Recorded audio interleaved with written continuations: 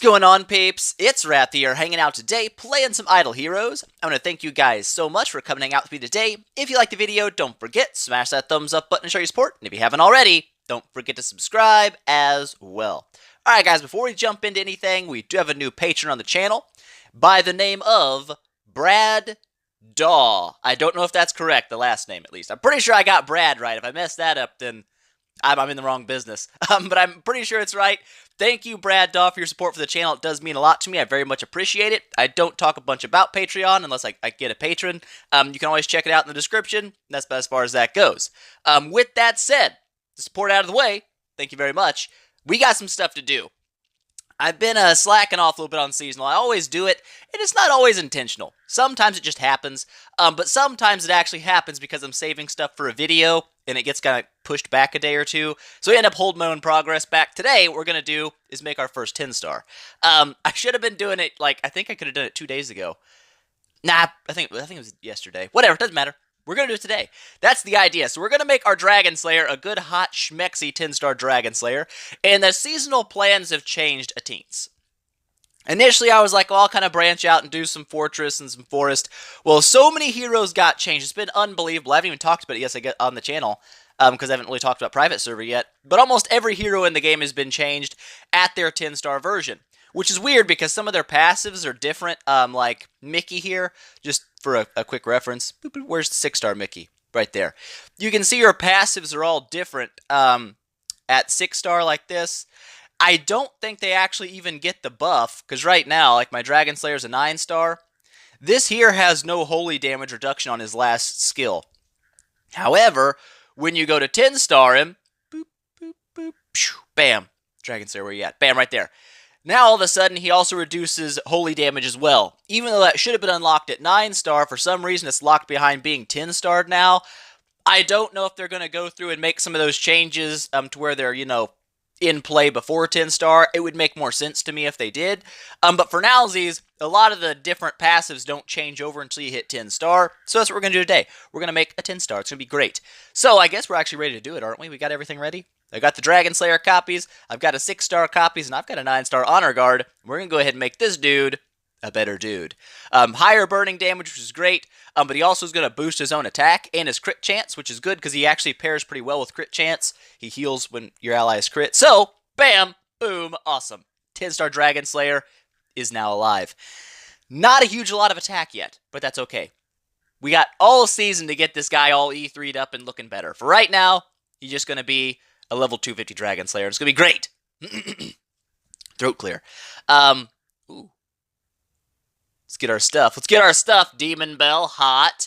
Don't really need that, but I'll take it. And there's our 5-star Orange Gear, which is also hot. Give me that. What is that? Ooh, useless. I guess it's damage for Warrior, but I'm not going to use it. Let's go ahead and change our picture up like bam. Get the 10-star Dragon Slayer represented like so. And let's go ahead and pop this guy full of 5-star gear. You do not need a Demon Bell, my friend. You're going to keep the Mirror Chain on. Just for the reduced damage and the HP, it's kind of important.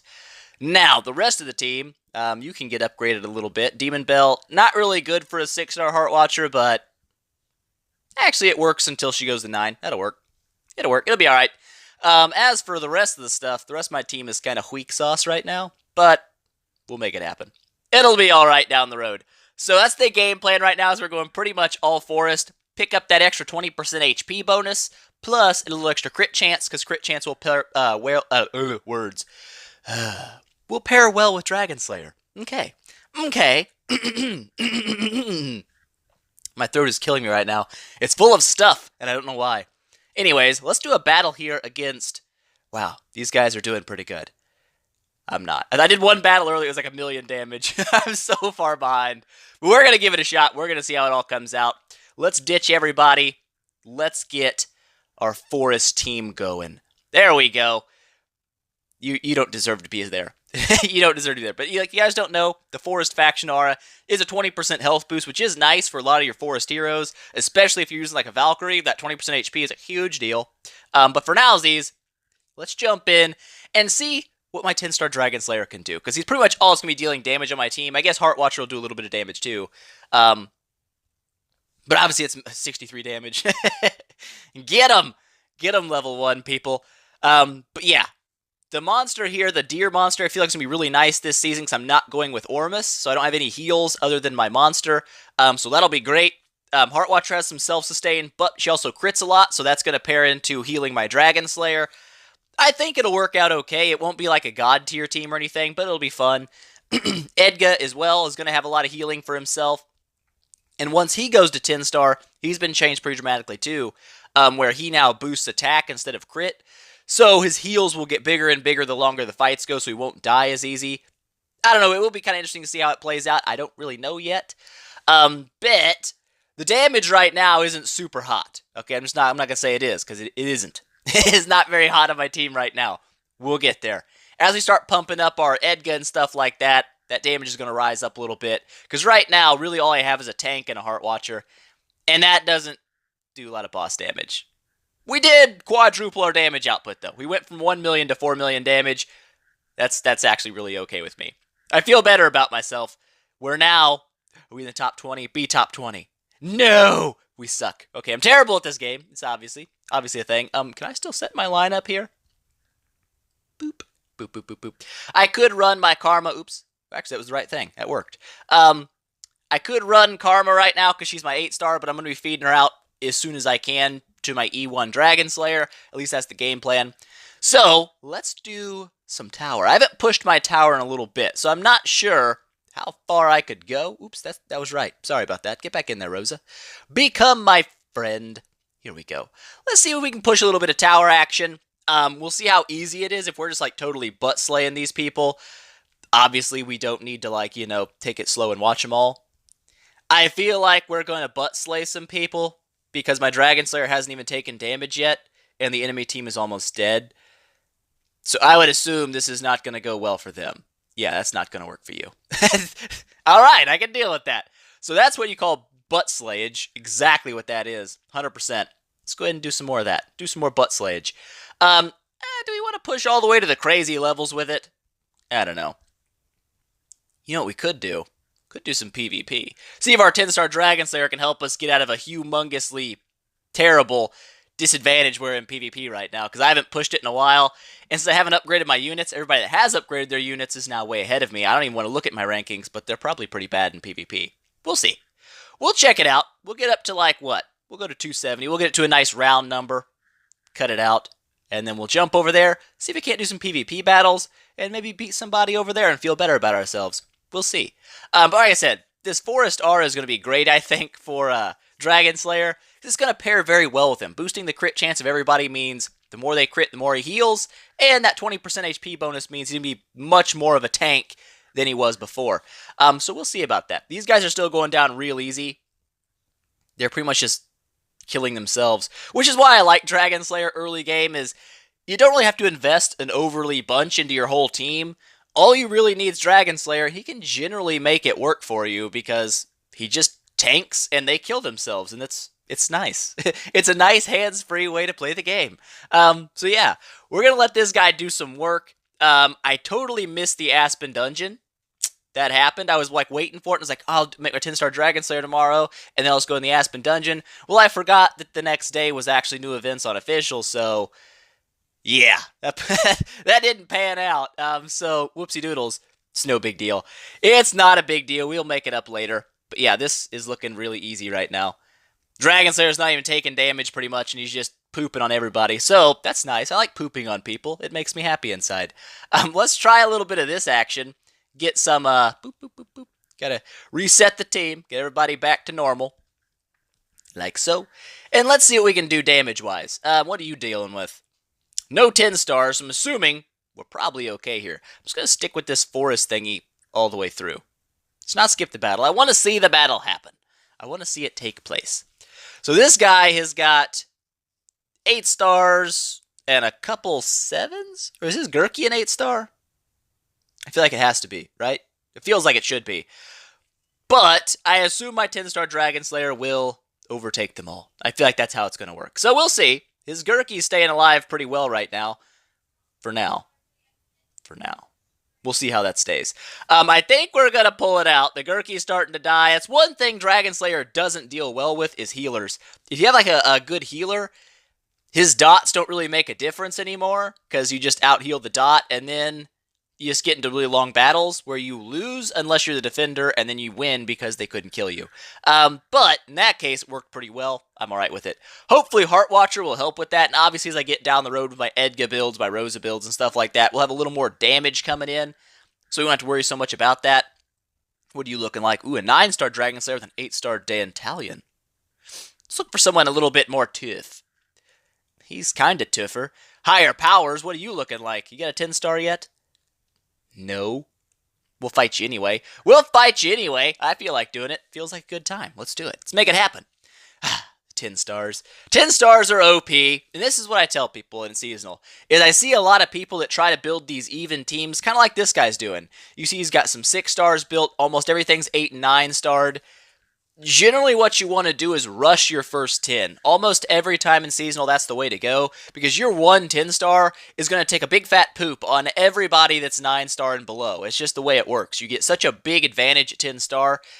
Like I said, these 9-star units and 8-star units, they're barely hurting my guy and they're just dying. That's why you push a 10. You always push a 10, and some people push straight to an E3. And I bet you any money, the top people in the arena right now are dealing with E2 or E3 units already. I would say maybe not E3s yet, E2. There you go. And look at the rest of his team. 5-star, 8-star, 6-star, 5 stars. Nothing important. He's just wanting that one unit to be super powerful, and he now rules the arena. Everybody's dying when they fight him because they can't take down his E2 queen. Same right here. He's got an E2 queen, so queen's probably pretty popular this season. E2 Dragon Slayer, same methodology here, I guess. He does have 2 8-star light and dark heroes, but, you know, whatevs. That's going to be potential food later on. E2s. You get the idea. You don't see balancedly built teams at the top of the arena. You force one hero as high as possible, and then you fill your team out later through the season. It's always been the best way to run Seasonal, in my opinion. Push that first 10-star, and then you're going to do a lot better than trying to build up a whole team of 9 stars and then 10 stars. Because by the time you get that full team of 10s, you're probably dealing with a couple of teams out there that got 2 E3 units, and those E3s are going to walk all over your 10 stars. It just happens every time. So, if you're wondering why you're having a worse season, it might be because you're trying to spread your team's power out too much. Focus on one unit and then just build the crap out of it and then go back. Okay? That's the way to go. Now, if you were like, for me, if you weren't going to keep Dragon Slayer, if that wasn't your plan in your in-game team, you could take him to 10 and stop him, and then use him as your E3 food, your very first E3 food, and start, as you get the copies for the heroes you are going to build, take them up, and then use him as your food, and don't take him beyond 10-star, obviously. But still, it's going to make a big difference having that 10-star early on, even if you don't plan to use it later game. Just go ahead and have it ready. So with that said, we've done a little testing with him. Nothing crazy. I mean, he doesn't look super great yet. Our tech is not amazing. I'm just going to say that's not the tech button. This is the tech button. It's okay, but I've missed a lot of bosses, and I'm really bad about that in good teams. Like, in a slower-paced team, like in a guild that's not super crazy balls deep on bosses, it's much easier to have high guild coins because your team doesn't kill bosses as fast. When you're in a team full of players that are almost always in the top of guild wars and such, they're very active, you don't really get that luxury. If you're not on for a decent amount of time, you're probably going to get back on to see 2 or 3 guild bosses killed, and you've missed all those guild coins. And that's what happens to me a lot because I don't play it all day. I don't. I've got other stuff to do.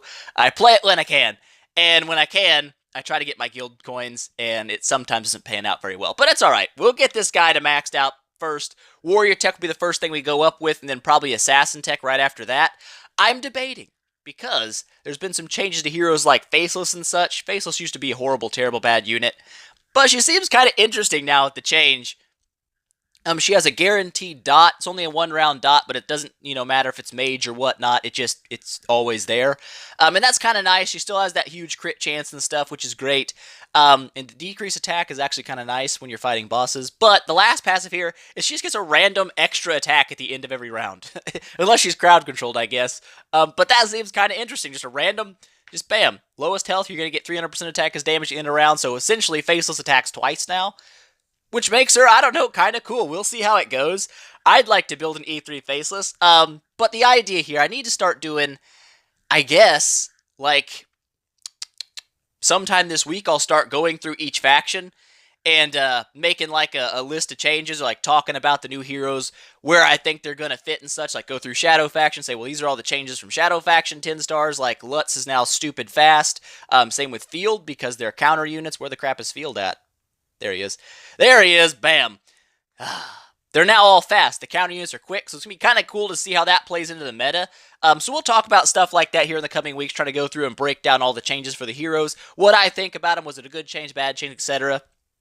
We'll get into some of that. But I think that's going to be it for today, though. Just wanted to get my 10-star made, set some stuff up. The other account's coming a little bit slower. We've only got a 9-star Valentino, but I do have one more copy of him, so I need one more copy of him. And I'm kind of pushing for it. It's going to be risky, because if I don't obviously get the Valentino copy in the next 32 hours, I'm not going to get my my delicious artifact and such, which, honestly, this first week, usually it was the Magic Stone Sword, which was a really big deal if you missed it.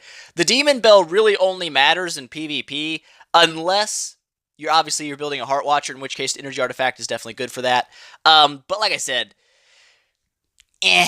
it's not such a huge deal this season to miss the first week's 10-star rewards. It's not as big a deal as it was, like, seasons before this, where you got the Magic Stone Sword, which is a fantastic artifact that's good in every aspect of the game.